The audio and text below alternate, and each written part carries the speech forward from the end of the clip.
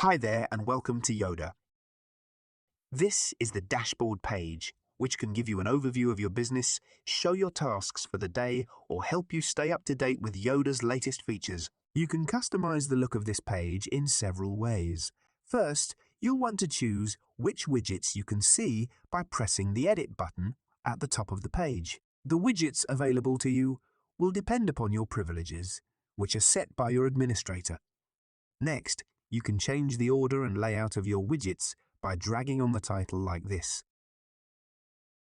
You can also change the width of some widgets by clicking on the gear icon.